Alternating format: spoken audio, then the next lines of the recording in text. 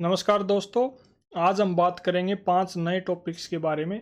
Number 1, carbon sequestration, wild life protection act 1972, global climate change alliance. After that we will talk about biological oxygen demand, BOD जिसको बोलते हैं।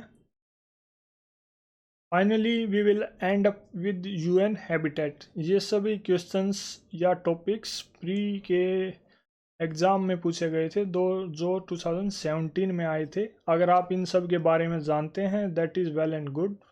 अगर आप नहीं जानते तो इस वीडियो में एक सिंपल स्ट्रेट फॉरवर्ड वे में आप इन सारी चीज़ों को जान पाएंगे, सीख पाएंगे। साथ ही साथ आप अपना MCQ सॉल्विंग एप्टीट्यूड डेवलप कर पाएंगे, जो आपकी मदद करेगा ऑब्जेक्टिव क्वेश्चंस की सॉल्यूशन करने की या उनको सोल्व करने की जो स्किल्स हैं उनको डेवलप करने में।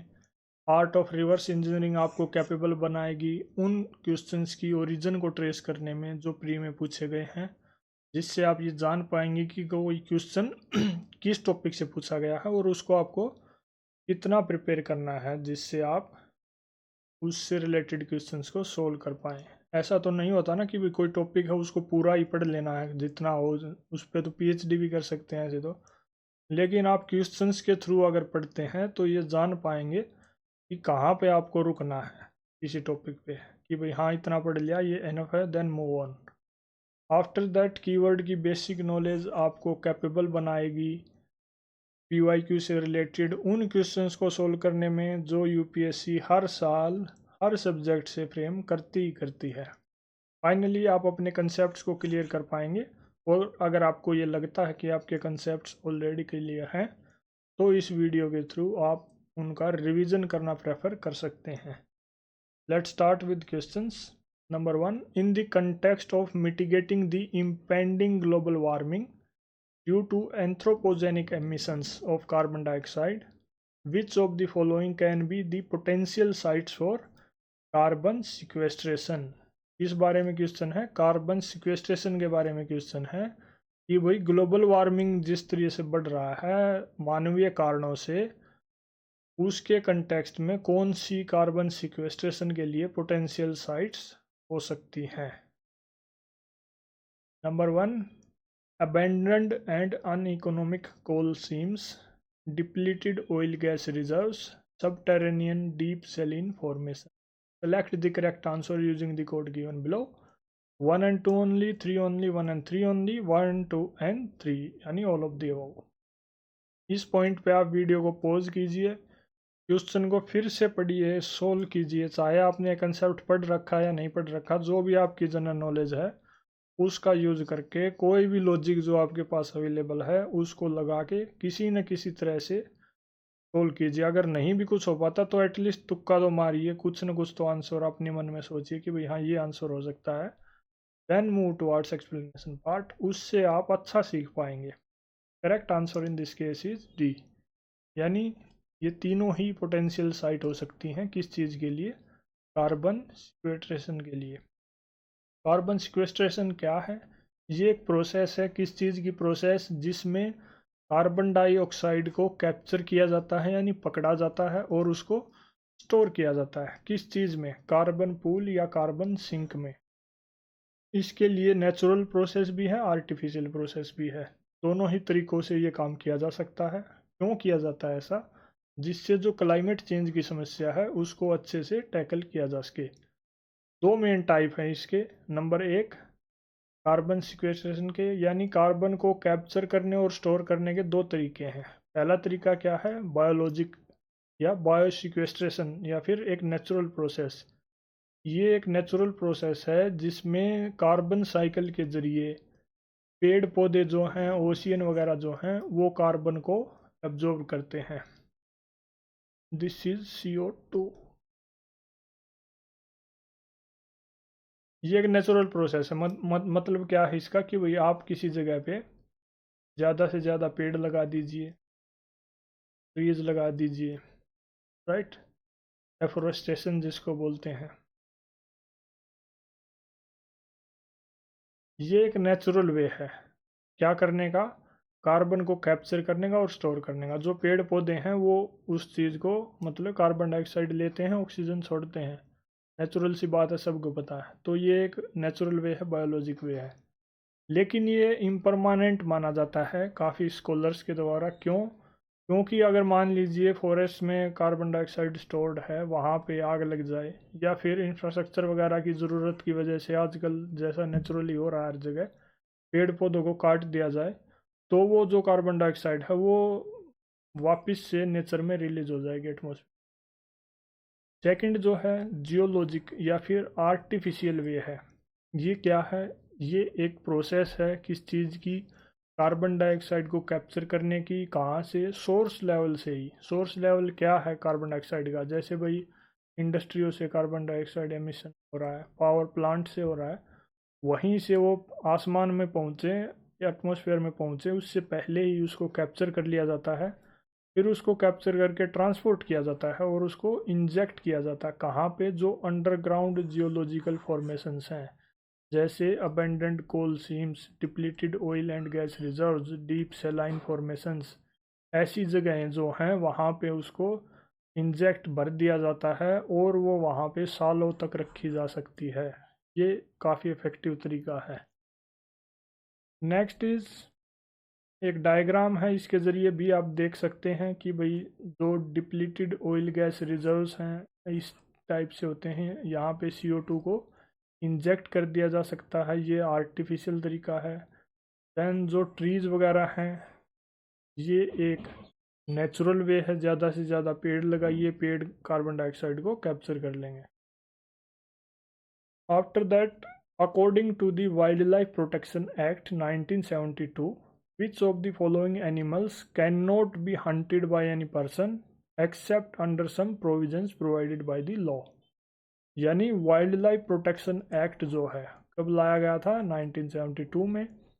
उसमें जो प्रोविजंस दे रखे हैं उनके अकॉर्डिंग जो नीचे दिए हुए एनिमल्स हैं, यानी ये 3 एनिमल्स, घड़ियाल, Indian wild ass, wild buffalo, इनमें से कौन से मतलब हंट नहीं किए जा सकते सिर्फ लॉ के प्रोविजंस को छोड़ के? यानी जहाँ पे जिस सिचुएशन में लॉ अलाउ करता है उसको छोड़ के इनको हंट नहीं कर सकते।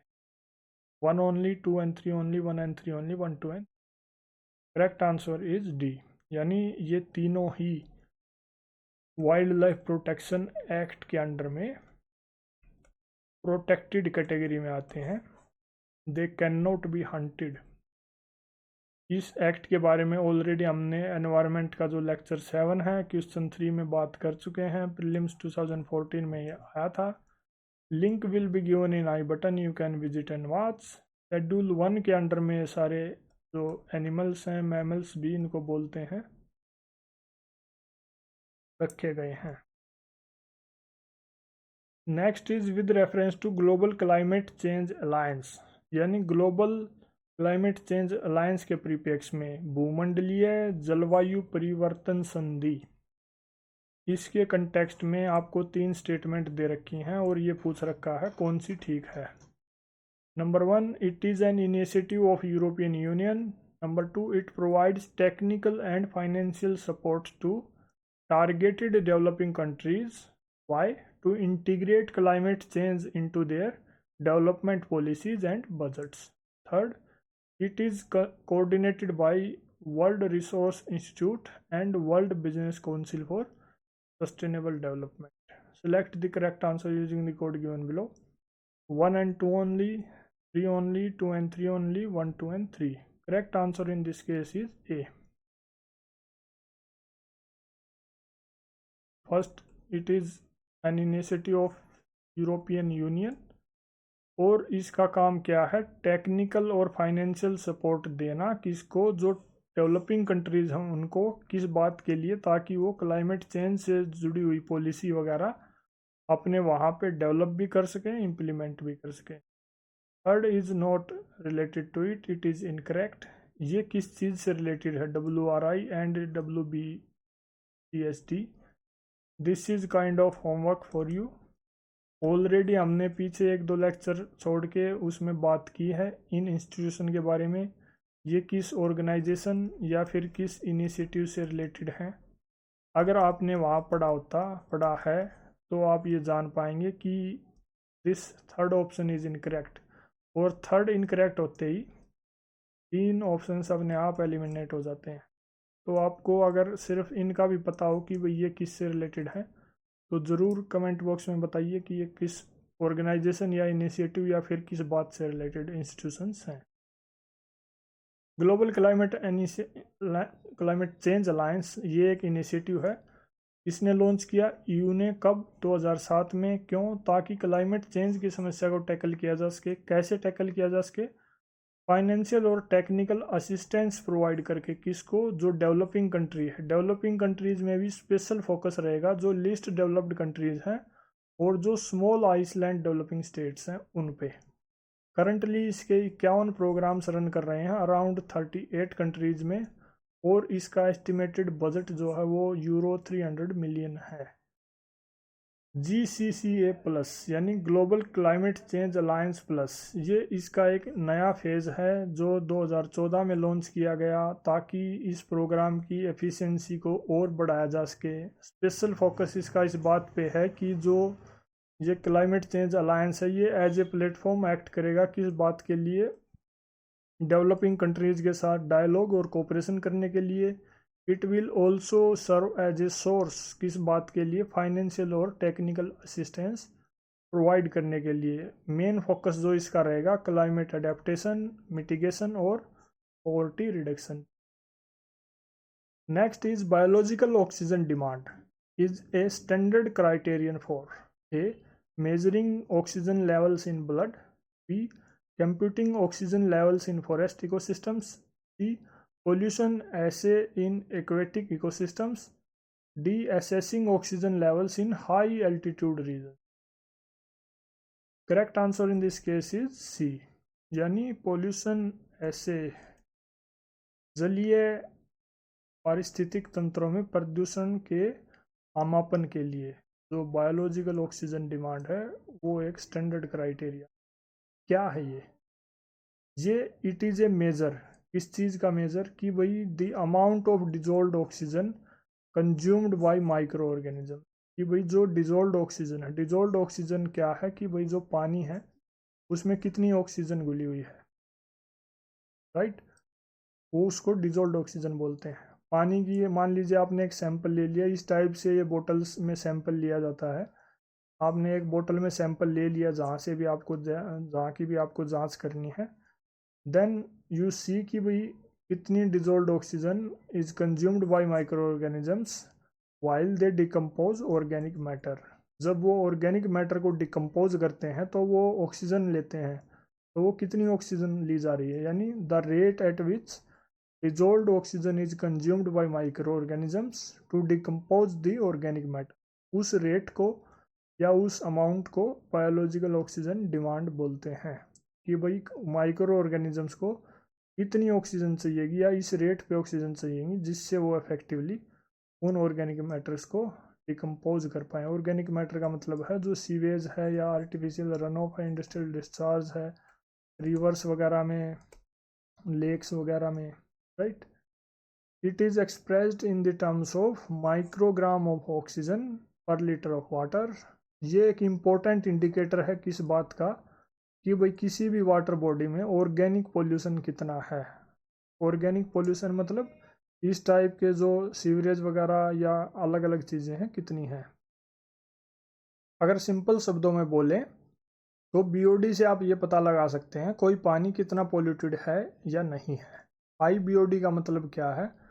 अगर बीओडी की वैल्यू हाई है तो उसका मतलब ये है कि भाई उस वाटर बॉडी में या उस पानी के सैंपल में जो ऑर्गेनिक पोल्यूटेंट्स की कंसंट्रेशन है वो बेहद ज़्यादा है। हाई बीओडी मतलब जो माइक्रो ऑर्गेनिजम्स है वो ज़्यादा रेट पे ऑक्सीजन ले रहे हैं उन पोल्यूटेंट्स को डिकम्पोज करने के लिए। ज़्यादा रेट पे लेना पड़ रहा है क्योंकि पोल्यूटेंट्स ज़्यादा है, इसलिए उनको ज़्यादा काम करना पड़ रहा है।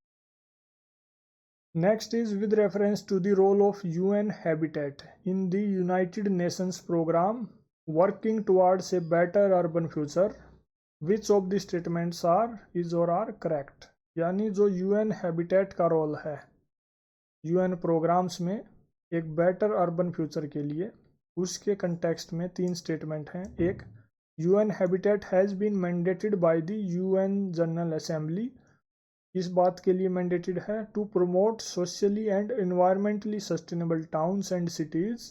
क्यों? ताकि to provide adequate shelter for all, सबको आश्रय के लिए, रहने के लिए अच्छी शेल्टर मिल सके, इस बात के लिए सस्टेनेबल टाउन्स को प्रमोट करें। First. Second, its partner are either governments और local urban authorities only. Third, the UN Habitat contributes to the overall objective of the UN system to reduce poverty or to promote access to safe drinking water and sanitation, यानी जो basic services हैं उनके लिए उनको ज़्यादा से ज़्यादा पहुंचाना। Select the correct answer given in the codes 1, 2 and 3, 1 and 3, 2 and 3, 1 only. Correct answer in this case is B, यानी जो फर्स्ट स्टेटमेंट है ये करेक्ट है कि भाई UNGA, United Nations general assembly ने इसको मैंडेट किया है किस बात के लिए कि socially and economically sustainable towns और सिटीज़ को प्रमोट करो, उस डायरेक्शन में काम करो जिससे सबको रहने के लिए आश्रय मिल सके, बेसिक सर्विसेज मिल सकें, ये सारी चीज़ें हो सकें। सेकंड इज इनकरेक्ट, इसके पार्टनर सिर्फ गवर्नमेंट या अर्बन लोकल अथॉरिटी नहीं बल्कि सिविल सोसाइटी ऑर्गेनाइजेशंस वगैरह भी हो सकती हैं। प्राइवेट ऑर्गेनाइजेशंस, प्राइवेट सेक्टर से भी ये कोलैबोरेट कर सकते हैं। थर्ड इज करेक्ट कि इसका जो ओवरऑल UN सिस्टम के ऑब्जेक्टिव हैं उनके लिए कंट्रीब्यूट करता है, पॉवर्टी को रिडक्शन करना, सैनिटेशन वाटर, ये सब क्या हैं? ये सब बेसिक सर्विसेज हैं। UN habitat Indian polity lecture 8 question 1 में ऑलरेडी हमने इसके बारे में बात कर ली है। UN हैबिटेट क्या है अगेन यहाँ पे डिस्कस करते हैं। ये एक UN की एजेंसी है, किस बात के लिए? ताकि जो ह्यूमन सेटलमेंट है और सस्टेनेबल अर्बन डेवलपमेंट है उसको प्रमोट किया जा सके सबके लिए। कब इसको बनाया गया? 1978 में। ये UNGA यानी यूनाइटेड नेशंस जनरल असेंबली को ही रिपोर्ट करती है। इसका हेडक्वार्टर नायरोबी यानी केन्या में है। UN डेवलपमेंट ग्रुप की भी ये मेंबर हैं। क्या की एरिया ऑफ फीचर्स फोकस हैं, इसके फीचर्स क्या हैं? एक पॉइंट ये है कि भाई जो अक्टूबर का फर्स्ट मंडे होता है उसको वर्ल्ड हैबिटेट डे के तौर पे मनाया जाता है। सेकंड पॉइंट कि ये सस्टेनेबल अर्बन डेवलपमेंट के लिए काम करती है। सस्टेनेबल अर्बन डेवलपमेंट से मतलब क्या है कि जो इंफ्रास्ट्रक्चर है, ट्रांसपोर्टेशन, हाउसिंग, बेसिक सर्विसेज, वो एक इको फ्रेंडली वे में डेवलप की जाए।